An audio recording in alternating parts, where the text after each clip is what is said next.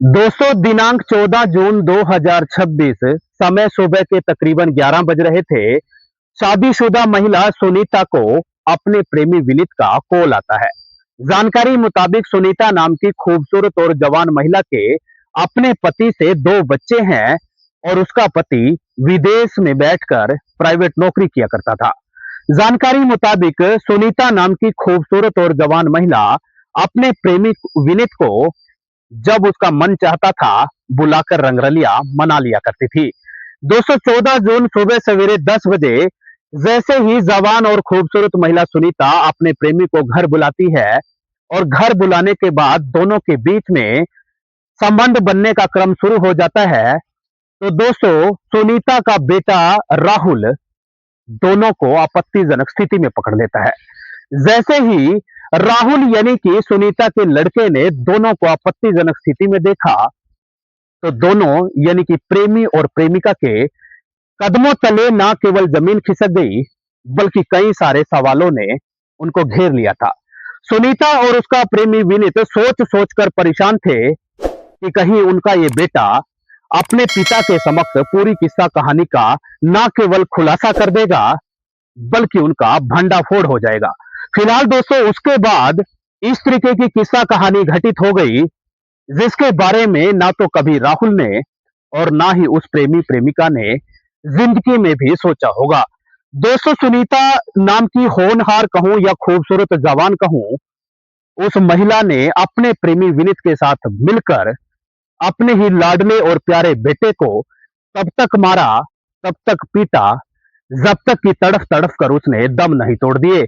और दोस्तों, बात यहीं पर खत्म नहीं होती, बल्कि निर्ममता की सारी हदों को उस वक्त पार कर दिया गया जब सुनीता नाम की जवान और खूबसूरत महिला के प्रेमी विनीत ने मारने के बाद उस बच्चे को न केवल बोरी में लपेटा, बल्कि बड़े ही दर्दनाक और खौफनाक तरीके से दूर दराज के किसी जंगली इलाके में बह रही नदी में फेंक दिया। दोस्तों, उस वक्त सुनीता और उसके प्रेमी के दिल दिमाग में बस एक ही सवाल तैर रहा था कि वो अपनी मंजिल मुकाम पर पहुंच गए हैं, अपने मंसूबों में कामयाब हो गए हैं और चाहकर भी ना तो कभी इस किस्सा कहानी का खुलासा होगा और ना ही कभी इस पूरी किस्सा कहानी के बारे में लोगों को मालूम चलेगा। लेकिन दोस्तों, ऐसा कुछ नहीं होता। मुजरिम चाहे कितना ही शातिर क्यों ना हो, कितने ही बड़े ही होनहार तरीके से, बड़े ही शातिराना अंदाज में अपनी किस्सा कहानी को वो घटित क्यों ना कर दे, लेकिन मौके वारदात पर कुछ ना कुछ क्लू सबूत वो जरूर छोड़ देता है, जिन सबूतों और गवाहों का सहारा लेकर जांच दल यानी कि स्थानीय पुलिस मुजरिम के गिरेबान तक पहुंच ही जाते हैं।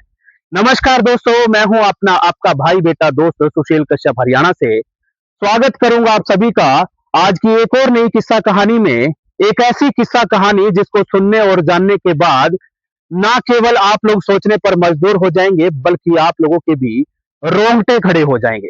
इस पूरी किस्सा कहानी को जानने और सुनने के बाद यकीनन आप लोगों को भी अपने सगे रिश्तों पर यकीन करने से पहले एक दफा नहीं, बल्कि 1000 दफा सोचना पड़ेगा। दोस्तों, मैं बात कर रहा हूं उत्तर प्रदेश के मेरठ जिले की। मेरठ जिले का रामराज गांव, उसी रामराज गांव का रहने वाला धर्मपाल। धर्मपाल की पत्नी का नाम सुनीता, जो कि दिखने और देखने में इतनी ज्यादा खूबसूरत है कि यदि कोई एक दफा उसको निहार ले, देख ले, तो उसकी ओर खुद ब खुद खींचा चला जाएगा और दोस्तों उसकी खूबसूरती के चर्चे हर कहीं करने लगेगा।